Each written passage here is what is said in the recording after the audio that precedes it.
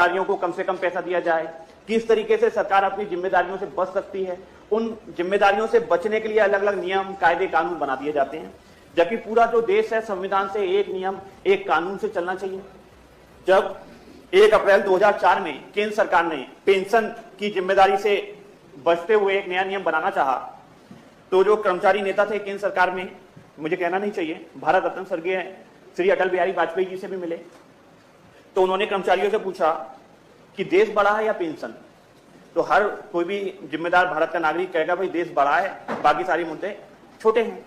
तो उन्होंने कहा जब देश बड़ा है तो पेंशन हम हटा देते हैं। तो मैं आज जो कहा भी जाता है अपने महापुरुषों से, जो प्रतिष्ठित लोग बाग हैं, उनके जीवन का अनुसरण करना चाहिए। तो जब पेंशन सभी कर्मचारियों के लिए हट गई, अभी जब भी हम जनता के बीच में जाते हैं तो जनता में ये रोष रहता है कि भाई जब सबके लिए हट सकती है, नई पेंशन व्यवस्था बहुत अच्छी है, तो आप लोग भी उस व्यवस्था का लाभ क्यों नहीं लेते। जब नई पेंशन व्यवस्था इतनी अच्छी है तो मैं कहना चाहूंगा कि विधान परिषद में भी एक प्रस्ताव पास किया जाए, नियम कायदा बनाया जाए, या हमारे जो माननीय मुख्यमंत्री जी हैं उनसे अनुरोध किया जाए कि जो विधानसभा है, विधान परिषद है, इनको भी नई पेंशन व्यवस्था दी जाए।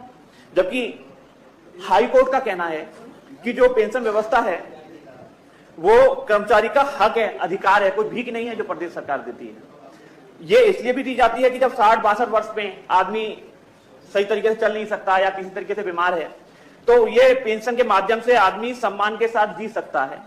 जो भी सरकारी जॉब कर रहे हैं उन सबके माता पिताजी होंगे तो उन्हें पता होगा कि आज उन्हें हमारे सारे की, मेरे पिताजी भी सरकारी जॉब में रहे हैं, उन्हें भी पेंशन मिलती है, उन्हें मेरे किसी आर्थिक सहयोग की आवश्यकता नहीं है।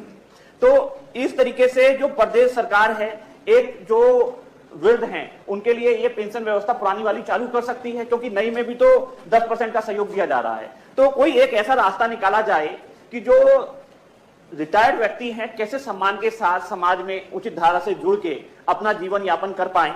तो ये एक प्रदेश सरकार की भी जिम्मेदारी होती है, रास्ता आप लोगों को निकालना होता है। हम जनता से जुड़े हुए होते हैं, कर्मचारियों से जुड़े हुए होते हैं, उस आधार पे हम अपनी बात, समस्या सदन के समक्ष रखते हैं। हमें उम्मीद होती है कि जब प्रदेश की 24 करोड़ जनता एक सरकार को अपने बहुमूल्य वोट देके 250 से भी ज्यादा सीटें लेके भेजती है, तो प्रदेश सरकार अपनी जिम्मेदारी समझेगी, जो जनता की जो समस्या है उसे सहानुभूतिपूर्ण ढंग से विचार करेगी और उस पर कुछ समाधान करने का प्रयास करेगी।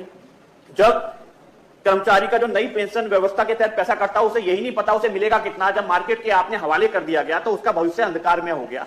इस अंधकार में भविष्य से निकाल के उसे उजाले में लेके आया जाए, ये मैं अनुरोध करूंगा। और इस पुरानी पेंशन योजना से जुड़े इस लोक महत्व के तत्कालिक विषय पर मैं चाहूंगा सदन की कार्रवाई रोककर आप चर्चा कराए जाने की भी मैं मांग करता हूं।